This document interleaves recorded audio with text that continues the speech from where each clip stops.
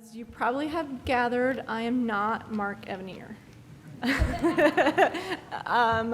He had all sorts of flight delays and crazy travels. He and Sergio are here now, yay! But due to all that, I stepped in and am kind of taking over the panel so he can kind of get adjusted. He was supposed to do, I think, 11 panels this over the course of 3 days, so I'm happy to help in and alleviate where I can. But yeah, so thank you for coming to the Art of Cover Composition panel. We also are going to talk about tips, techniques, painting, art materials. We're going to kind of get in the nitty-gritty of creating and composing covers, single images. We'll probably go into sequentials a little bit too. So that's kind of a brief overview of what we'll be discussing. I am Shawn Daughhetee. I help out with panels. I used to work at Heroes, so that's kind of why they brought me aboard. I think this is my third panel about covers. So hopefully we don't just rehash the same old stuff I've done before when we talk about some kind of new stuff. But there's new people on the panel, so that always makes it fresh. Yeah, so I just want to kind of go down the line and have everybody kind of introduce themselves and maybe kind of go over brief career highlights and kind of how you got into comics, and we'll kind of start that way. Hi, I'm Jenny Frison. I do variant covers for Wonder Woman and other things. Let's see, my first job was for Hack Slash. I guess I got into comics because I liked reading comics, and I went to the Kubert School because I wanted to draw comics, and while I was at the Kubert School I realized I did not enjoy drawing sequentials at all, so I quit the Kubert School and I went home and sort of built up my portfolio. And then I met Tim at a drink and draw, Tim Seeley, the creator of Hack Slash, and he gave me my first job, and that job led to another job, and that job led to 2 more jobs, and that's how I ended up drawing comics. Ta-da! Yay. And next up, Colleen. I'm a freelancer, therefore I am late. Sorry. That's fine. I did a brief overview of what we're going to be talking about. Covers. Yeah. And I'm just having everybody introduce themselves. Oh God, and what? You've got like all my shittiest art. Did I? That was not the intent. Oh well, that's what I get for not sending stuff in.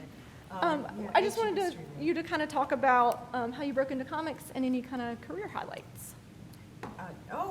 Has everybody already spoken? No, I haven't you were been next yet. in line. Shall I go? So Do you want to go so Colleen can get settled in? Great Okay. Mine will be short, though. I'm not good at talking about myself. Sorry, I'll try. I'm better at answering questions. I'm Tula Lotay. So I did Supreme, Blue Rose, Wicked and Divine, Zero. I've not done too much interior stuff, mainly covers. I work for all the publishers, really. I'm working for all of them at the moment. Some new stuff with DC coming out. I did the full run on the Fables Ever After and Slash and Burn. Other than that, it's kind of been in and out, one-off covers and variants. Did the most recent Faithless with Brian Azzarello, which has gone really well at the moment. Vanessa did one too. What else did I need to talk about? That's good. That's perfect. Should I go? Yeah. I should go. Vanesa Doran. I've been doing sequential work for Marvel, DC, Dark Horse, Image. I started with Boom Comics, doing the Hits series. Both interiors and covers for that. They found me on DeviantArt, and that's how I got into the business.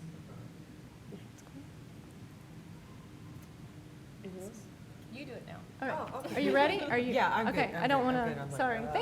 Thank you. Bad. I don't mean to just jump on into things. Just let me have it. Where are we at?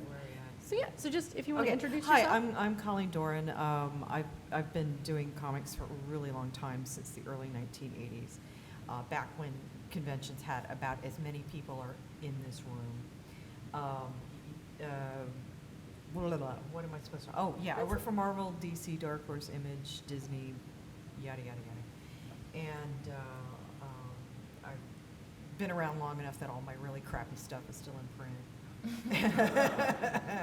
And some of it's on the screen. That's actually pretty, she said modestly. I work digital and analog, and all my early analog work is also still in print, and it's really crappy. But anyway, so yay, here I am. Thank you so much for coming. Yay. I just need to say as well, none of Colleen's work is crappy. Yeah. Which I'm sure you all know. That's really nice, but thank you very, very much. But I was like, oh, I'm so glad I didn't speak after her, because she's got the coolest accent.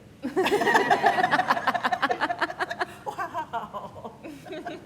Sound like I'm from Game of Thrones. Yorkshire represent. Your goodness. All right, let's just jump on into it. Colleen, you kind of mentioned that you used to work analog and you work digital now. Sure. So who amongst us works digital? Do you prefer working traditional? Kind of what are your kind of preferred techniques? For me, deadlines dictate that. So in a perfect world, I'd want to do everything digitally, traditionally, because you get to sell the art afterwards, which means that you usually get paid double or triple the cover rate, which is always a nice thing. But with traditional, there's a lot of time constraints, and so deadlines sometimes dictate that I have to go fully digital. But even if I do paint traditionally, it's always a mix. It's scanned, and then there's digital colors over the top, and sometimes digital line work as well. The same for me.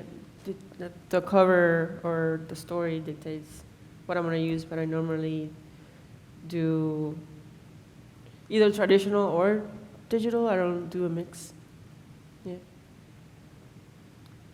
I do about like half and half, so I do pencils on white paper, and then I print that out onto gray paper, and I'll do like a black and white tonal drawing, and then I put them back together in Photoshop, and all the colors are Photoshop, but like all of the rendering is done traditionally.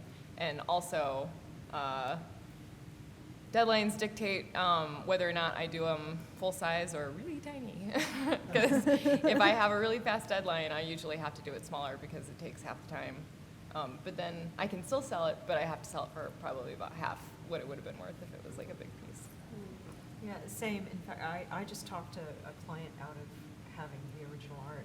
They were going to pay me a big fee to get a painting. They wanted a large painting for their home. It was for a pop star that wanted me to do something.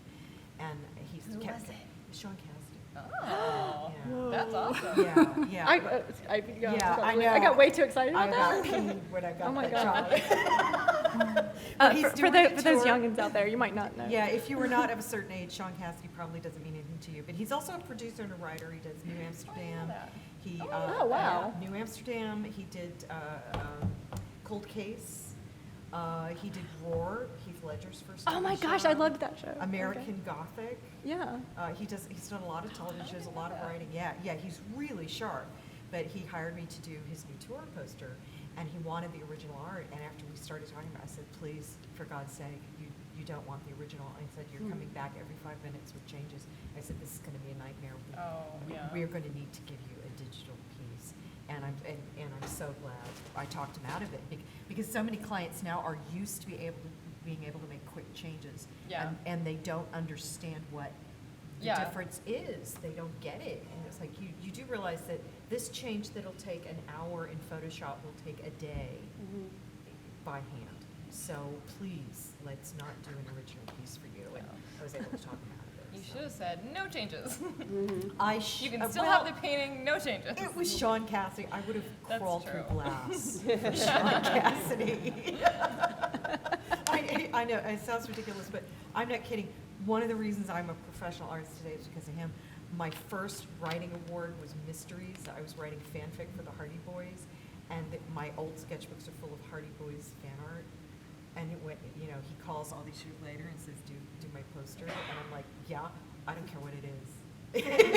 It's just great. So anyway, but yeah, everything is dependent on, what do you need? And I want to make money. Yeah. I got to make money, but sometimes I can't do what you're asking Yeah. to Yeah. do.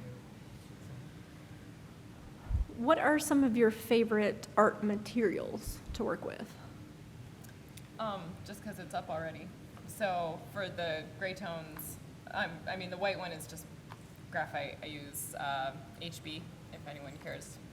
So it's between B, which is like a softer lead, and H, which is a harder lead. It's just like right in the middle.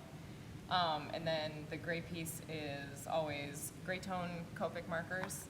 I use the ones that have like the brush tip, and white chalk pastel and graphite, and sometimes acrylic paint, but watered down like watercolor.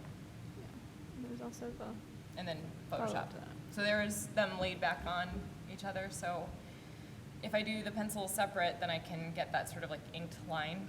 But I just lay them on top of each other in Photoshop, and then Photoshop colors. So do you end up with 3 originals you Two. can sell to? I mean, yeah, 2 originals and then the final art, which I can Yeah. print off, yeah. Beautiful. For me, I use a Pentel brush pen.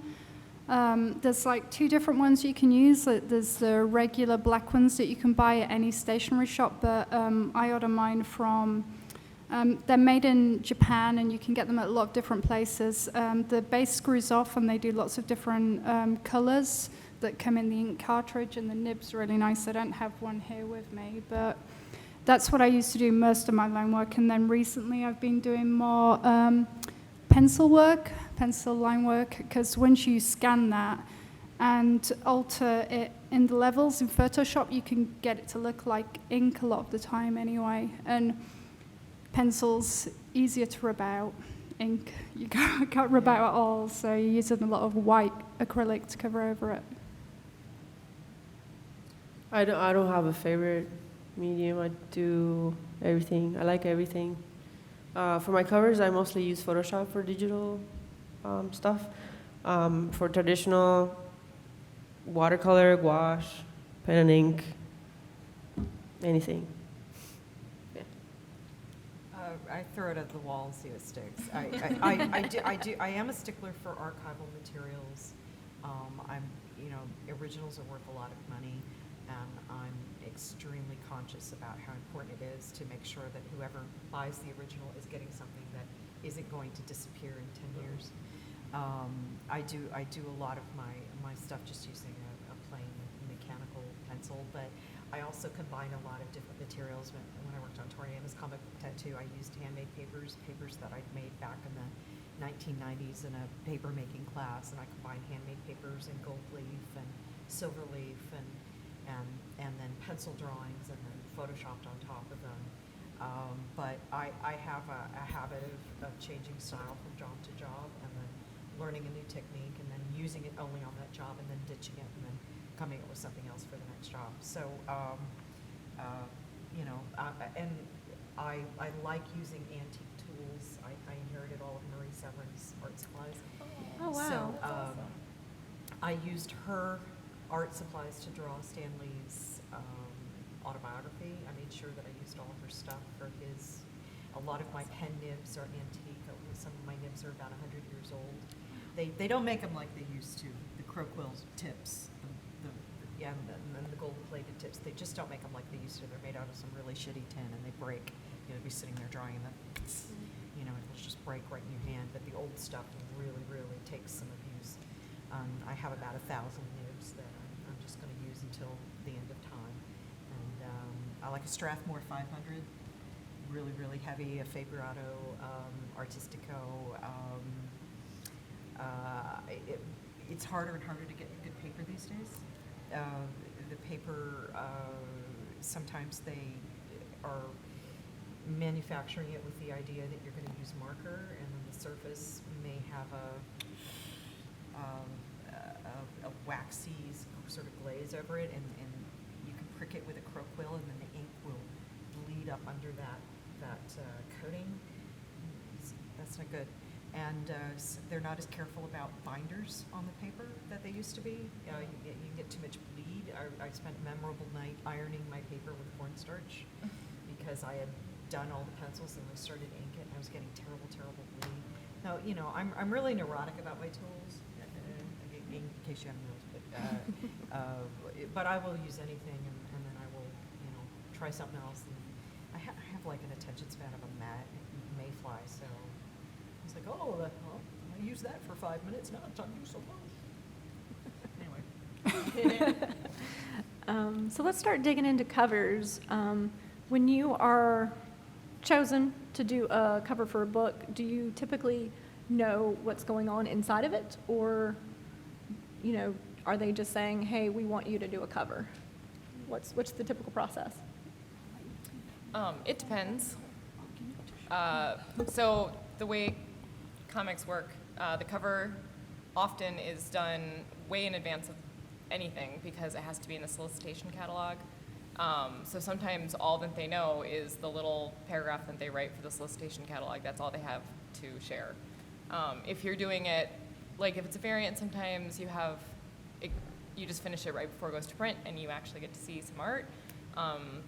Or if you're lucky, you get to see a script, but it's job to job. Like you never know what you're gonna get. I don't know how many of you are familiar with like comic book solicitations and previews, but they tend to solicit titles 3 months in advance. So it gives the creative team a lot of time to do work on that, but they need the covers up front. So often with single issues, you are drawing a cover for something you may not know the story to or have seen the insides of. So often you can get a brief synopsis. Sometimes if you're lucky, you can get the whole script. Very rarely you get finished interiors, I think, or at least colored interiors. So it's a lot nicer to draw covers when you've got a whole issue and you know what you're doing. It doesn't always happen. What I do is I ask the editor what the issue is about, and give me a little synopsis of it. And, you know, All of I the go above, from that. Yeah. Yeah. Nothing to add. Cool. So when you guys do covers, do you consider your own style to be paramount, or do you want to make sure that you capture the tone and the feel of the book? Both? Yeah, do both. Yeah, I mean, when publishers are coming to you, they will often know your style, and that's why they've picked you. But then they do want it to fall in the direction of the book as well. So you're kind of finding a happy balance a lot of the time, I think. Cool. All right. How do you guys work on composition and making sure that the title stands out, but also allowing room for kind of cover dress, header, barcode? I hate cover dress. I hate it. When DC, for their variants, stopped putting it at the top was like the best day of my life. It makes it difficult to get like any real expressive, moody stuff because you have to avoid the top. So if like you're doing like a portrait and you want to get like really intense eyes, it helps to put them like crop it right here, but you can't do that with the title up there. So you just have like just a head, just like what would have been really like cool and moody and expressive is now just like a person there. So I don't know, I hate it. I think all comics should get rid of it, and we should all just not know what we're reading. And pick everything based on the cover. That's the way things should be. Yeah, it's good. When I'm working on a cover, I usually just maybe I'm a little bit lazy, but I'll just like Google the title I'm working on, and then just bring a really rubbish low res JPEG and layer it over the top. It just gives you a good idea of where space needs to be. But a lot of publishers send templates, but rather than ask, I'll Google the logo. One of my first like big jobs was for Angel for IDW, and I still use the same. Like all of my covers start with this one file that is in my computer, just Angel covers, and it just has the Angel logo. And like sometimes I'll forget and I'll send the sketch, and I leave it in there as the Angel logo is my placeholder for where about the logo will go, and I'll send them a sketch and be like, oh, sorry, then it says Angel at the top. I know that's not the name of this This is book. for other titles as well. Yeah, for everything. I mean, and then it just deleted when I send the final file, but it's just like in there to keep it in mind.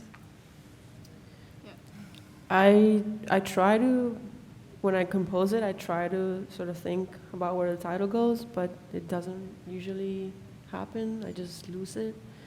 So like after I turn it in, they come back and they tell me, well, we're gonna place the title here because you didn't really leave the space. There's nowhere to put it. Yeah.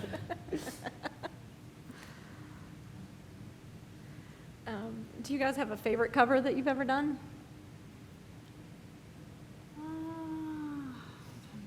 I don't know the answer to that. I got a few. I Yeah. liked the cover I did for Orbiter a lot, and I like the cover I just did for Snow Glass Apples for All Neil that Gaiman a snow lot. glass apple stuff is so gorgeous. Thank you. I love it. I'm so happy.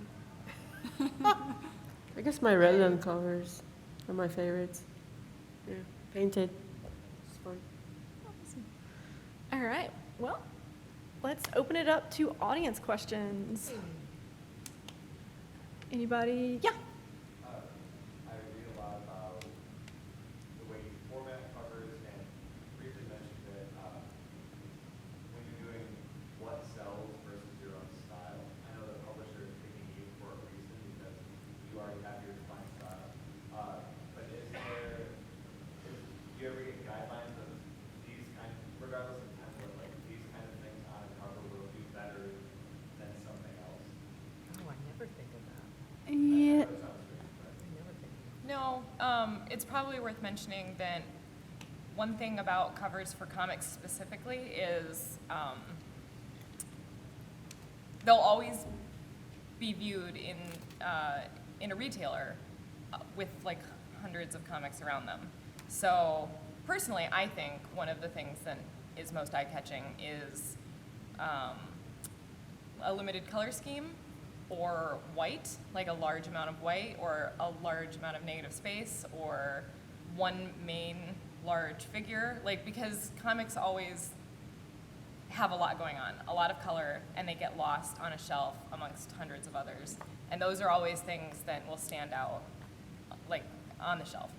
I mean, maybe, but not necessarily in your hands when you're looking at one, but when you're trying to pick one amongst hundreds, those generally tend to be something where that one will jump out at you because of one of those things. I can't remember what I was going to say. Oh, I think you mentioned something about style and maybe I don't know if this is right, publishers suggesting what kind of things they do want on a cover. I mean, if you're working for the big two publishers, Marvel and DC, they have a definite style, and there are definitely boxes that need ticking for them on a cover. If it's like Vertigo, there is a lot more freedom, but if it's like the big Bat titles and X titles, there are definite things that they want to see, and they often do mention that, I think. Yeah. Also, specifically with DC, the variant covers don't have to be story specific, but the main covers do. So I have people come up to me all the time, and I don't know why people think the variant cover is somehow less, but they tell me how sad they are that I don't get to do the main cover. And I'm like, but I don't want to do the main cover because then I'd have to draw what's going on inside, and I get to just draw Wonder Woman looking badass. And that's it. That's all I have to do. That's my whole job. So, anybody else? All right. Yes. I've got a question for Tula. Do you feel like when you approached Blue Rose, you had a different sort of criteria than everything else you've done before? Well, Supreme was one of my first ever things that I worked on. So I was just kind of getting used to my own style, and I didn't really have anything to compare it to. I mean, in terms of my own work. Is that what you were meaning? Yeah. So I guess the stuff that really inspired me on that was my peers, like Colleen and Bill Sinkovich, and a lot of people that were working in the 90s, producing really beautiful art that was painterly or just not the average style. So when I went into that, I was mainly kind of, I guess that's what was in my head. I don't know if that's what comes across, but it definitely wasn't a comic book style that I had, like thick black inks and what you usually see. Yeah. How many drafts do you go through when you make your final cover? A lot. I've done as many as 50 thumbnails for a single cover. And For part of yourself, that, or because, to pick one to send to the editors? no, I or- pick them all and I send them all to the editor. When I was working on Book of Lost Souls, J. Michael Straczynski said, please stop. You know? He was like, it's overwhelming me. Yeah, the inside of my head is like a pinball machine. So it's like ping, ping, ping, ping, ping. So I was like, whatever, you just put it down. One of them's bound to be decent. And I just send them all in. I don't pick one, I just send them all in. And they're really small. And one of the really cool things is if you've got a template, what you could do is you can make like a template page and make little bitty covers on it, and with the logo and everything on there, the trade dress.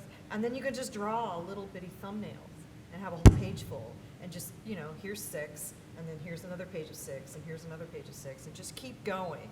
Just let it, boom, Until boom, someone boom. asks you to stop. Yeah, until somebody asks you to stop, or they go, well, that looks good.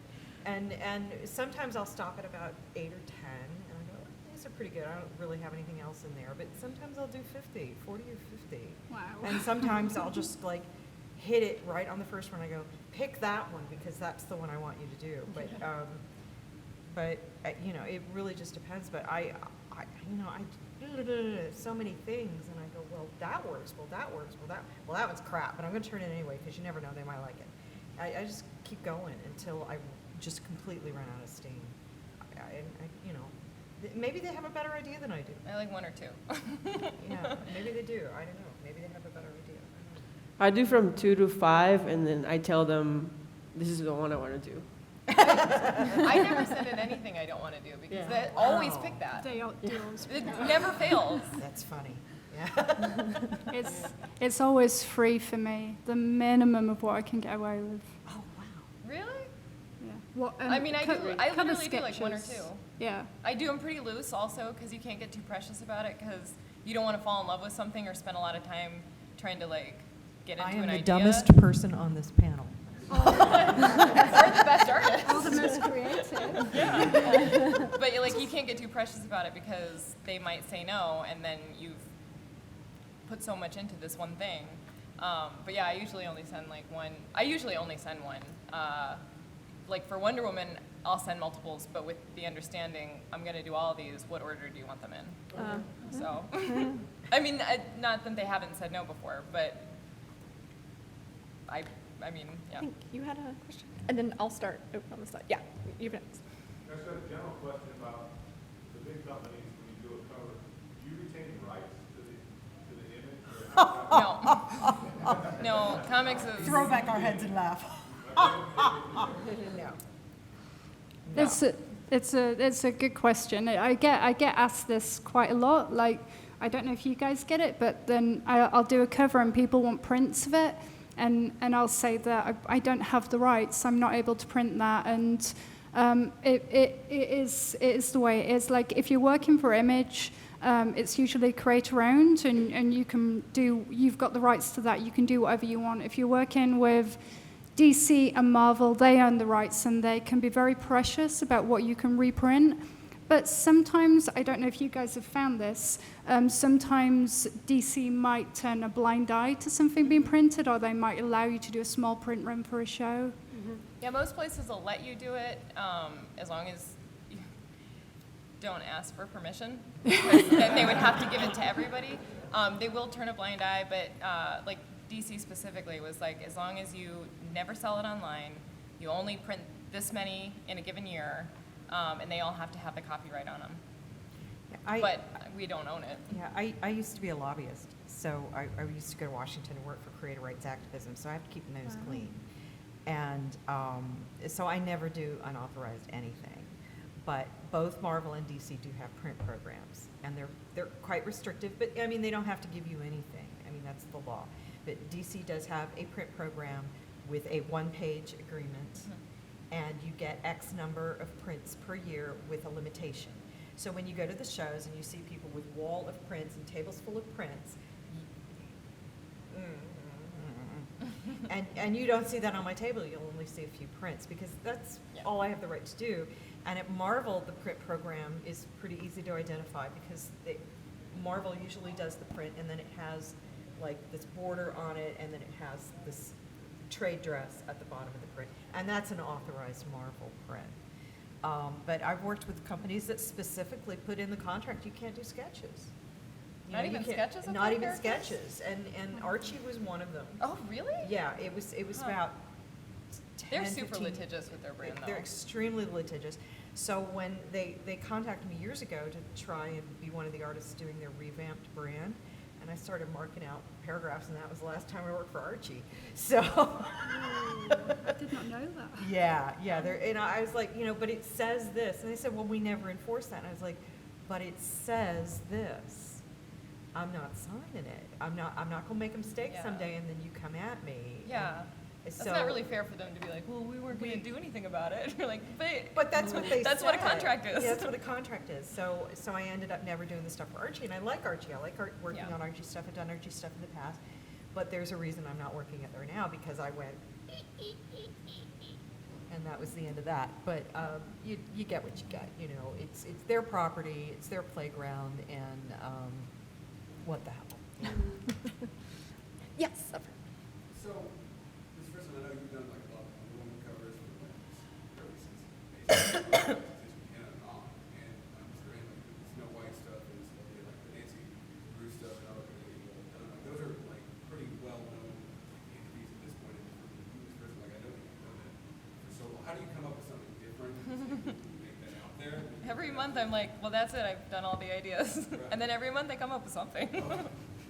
Sometimes coming up with something is just, I think I could have done better on this one. I'm going to do it again, but better.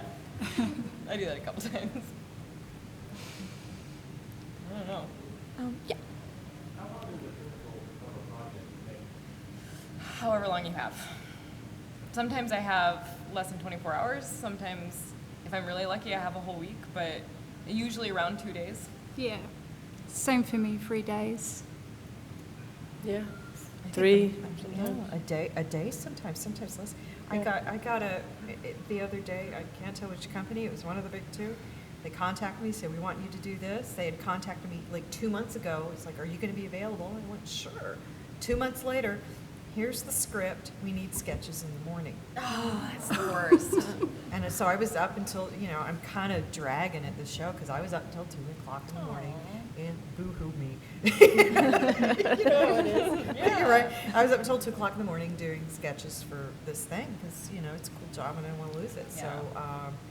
So, before I had to leave for the show, so my ass is kind of dragging. And it was like they had 2 months and they waited. Boom. Yeah. And you're like, okay. That's the other thing. If you miss the deadline, I know it's not the end of the world. It's not life-saving, life or death. But if you miss the deadline, it can be a month before the book comes out then.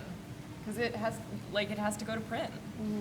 So It has to go to solicitation if you're doing the cover. Yeah, They right. need it for solicitation. they won't be able to advertise it, or they will, but no, they use it as an advertisement for retailers to buy the books, and they'll sell less books because they don't have an advertisement. Yeah, I'm working on the cover for an annual. It has to be there. Yeah. So there's not going to be a lot of wiggle room. So as soon as I get home, I just got just today on my phone, here are the changes we want you to make to the sketch. And they're like, okay, I'll be doing that as soon as I get home. Yeah, Robin. The slide over here actually is a good illustration of my question. Oh, cool. Does the ubiquity of the 16 by 9 video format in today's visual culture influence anything or in your composition design or like your opinion on how people view your images? Because like there's so much negative space on either side of that panel, and it's sort of like an exact 90-degree flip of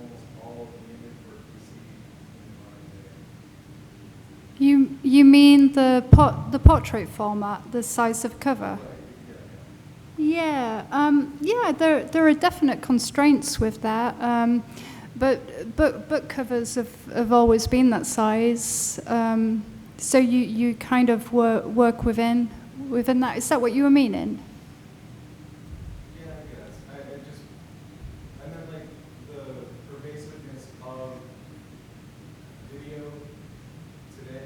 Has that changed the way people view like other competition?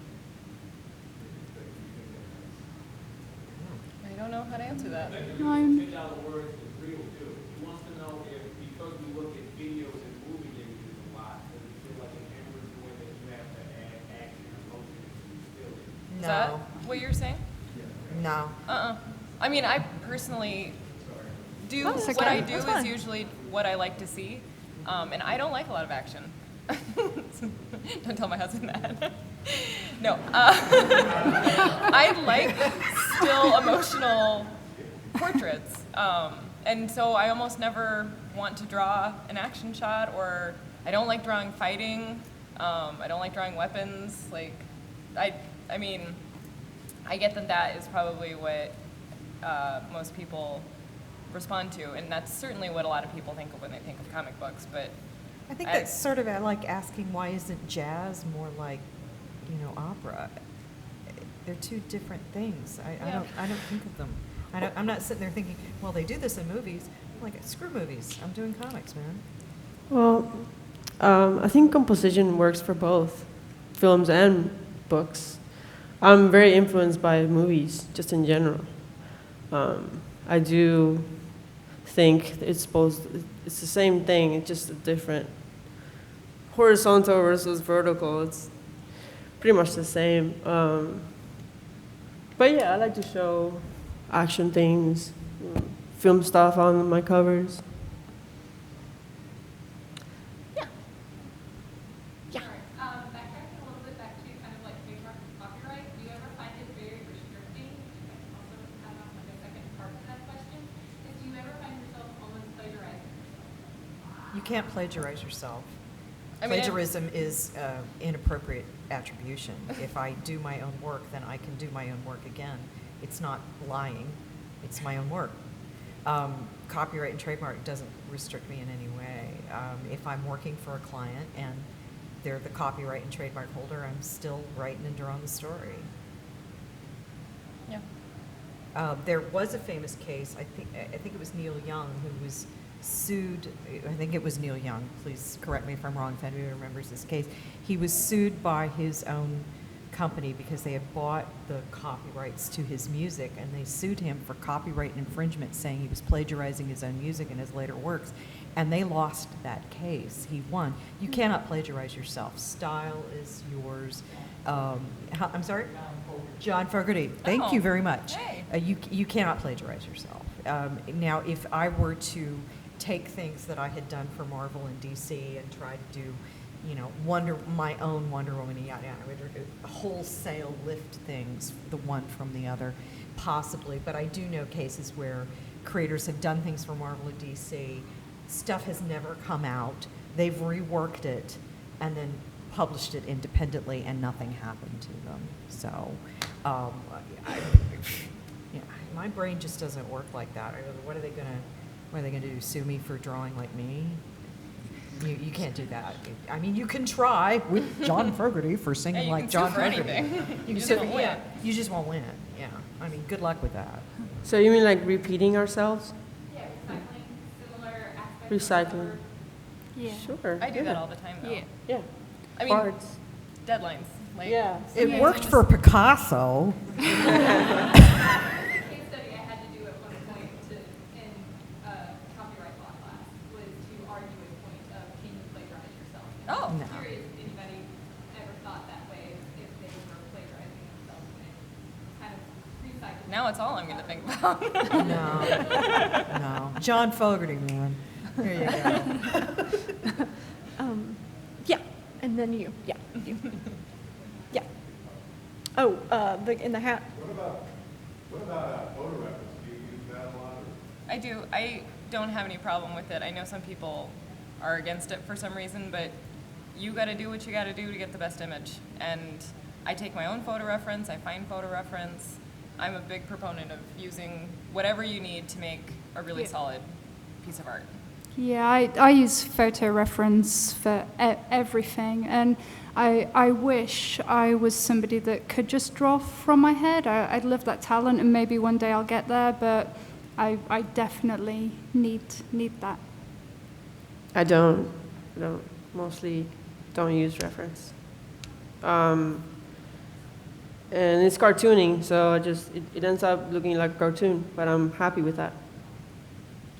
I do both. I come from a generation where using photo reference was something that just wasn't something you did because it wasn't convenient unless you Yeah, had you had a to like studio. take a photo, You get it had developed. yeah, and I remember being a little kid and entering contests and stuff, and they're like, well, did you actually draw that? And I'm like, yeah, I really drew that. So I was reluctant to use it for many, many years, and I think it really stunted my development.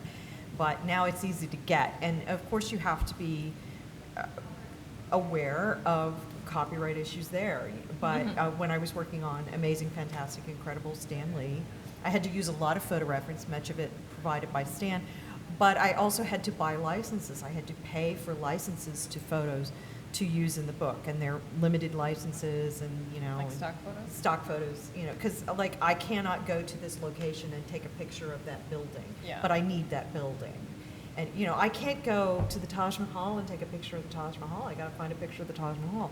Now, am I going to be able to make transformative use of that photo enough that it's not going to be a copyright violation if I don't buy the license? Or do I just go ahead and pay the $5 and call it a day?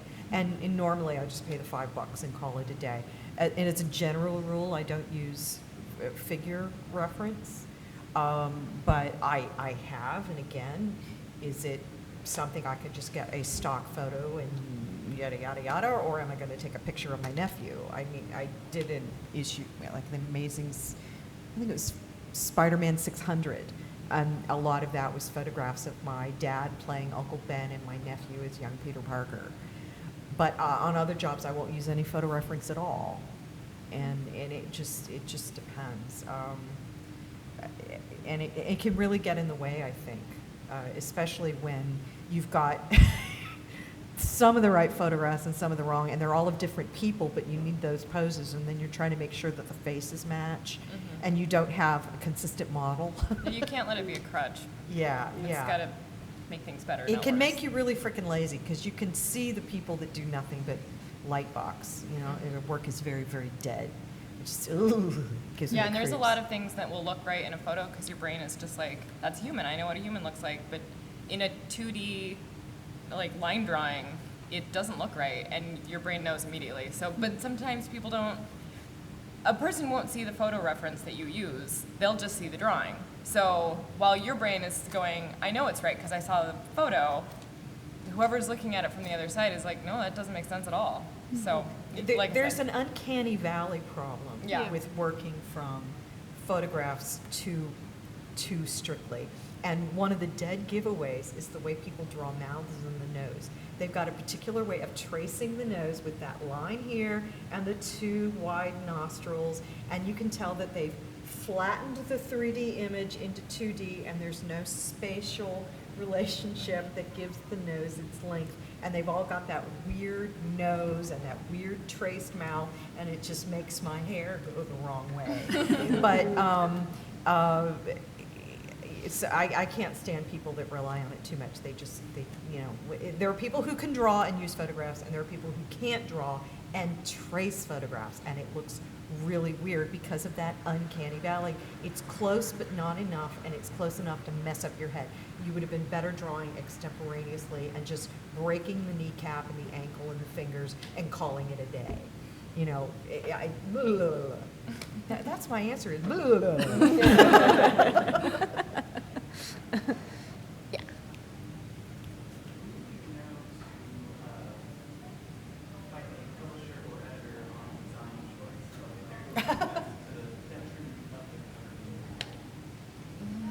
I mean, they're European. They're in charge. They're your boss. So you can argue your side of it, but ultimately, whatever they say is what you do. It's wordplay. You just gotta choose the right words. Yeah, and just convince them that what you're doing is what's best for it. I think it depends on whether it's creator-owned or work for hire. If it's work for hire, I'm there to be your hands. I'm not saying that my brain is never engaged. It's just that I'm not gonna, that's not a hill I'm gonna die on. It's not my property. If it's creator-owned, maybe. But I'll tell you, here's a really shitty, dirty trick that I've been using for years and many other creators have been using for years. Turn in the earlier sketch that they rejected and make no changes, and turning it in later, and that's the one they'll pick. Yeah, that's so true. True. One of my earliest jobs was my first job for Marvel. I must have sent like 20 sketches. She kept being like, no. And finally she described what she was looking for, which I was like, why didn't you do that from the beginning?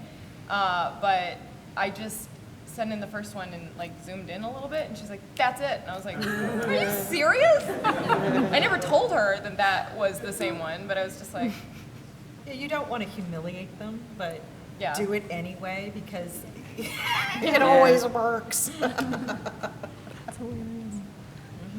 Yes.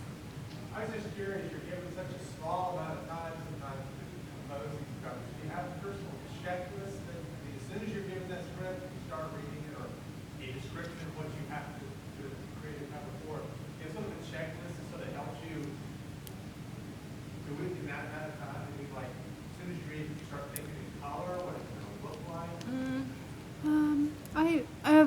For me, I love, like, my ideal cover is to get the script or the synopsis one day before, and then I don't know if this is a weird thing to do, but I sleep on it, and so I think about it a lot as I'm falling asleep. And there's kind of, I don't know if I'm going to explain this properly, you can probably help me, but there's a way our brain works when we're tired, that certain areas start shutting down, and it means the creative area flourishes more.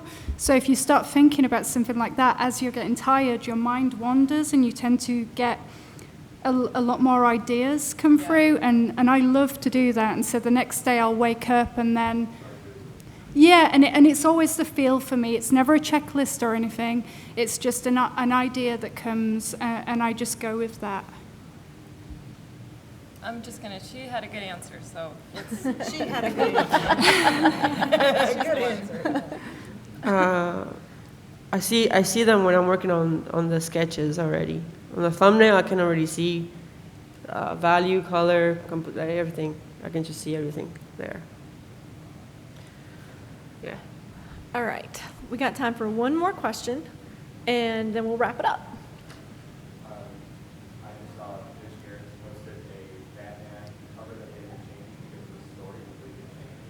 Have you ever had a cover that you had to do a different one at the last second, and do you get paid for the one you submitted, or is it different? If it's their fault, you would probably get paid. If it's your fault, then no, you don't get paid more.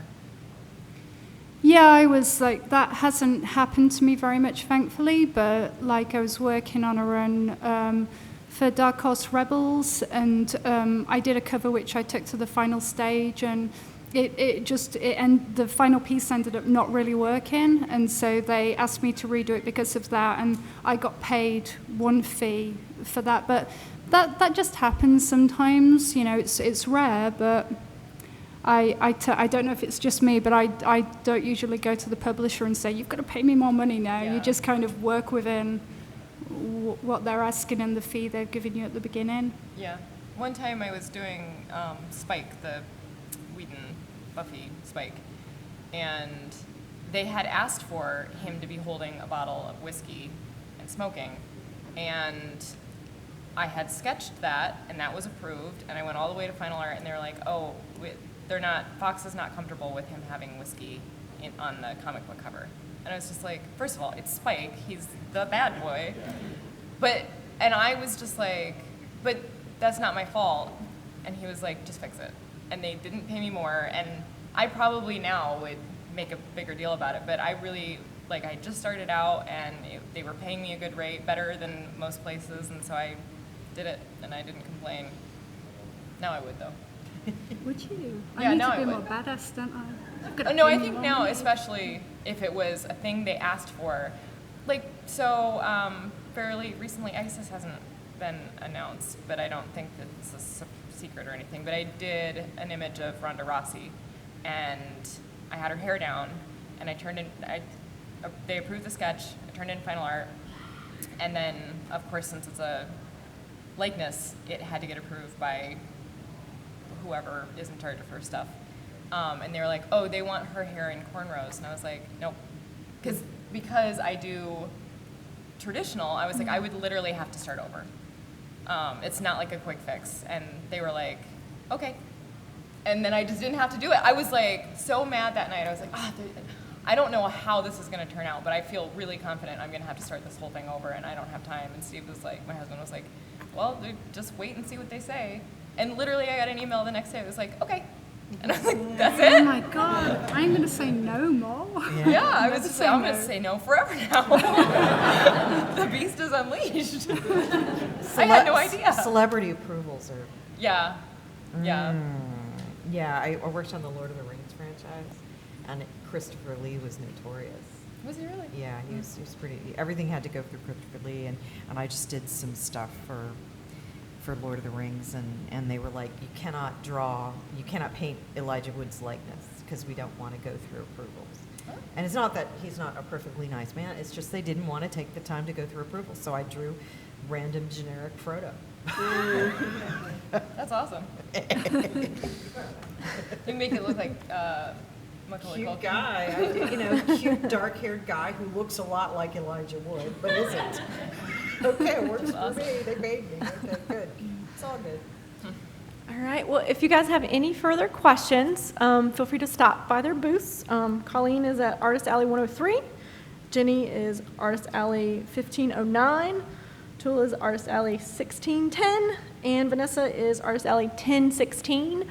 Do you guys have any final plugs, pushes, upcoming projects you want to mention before we close Read it on out? comics. Read comics, yay! Thank you so much for coming, really appreciate it.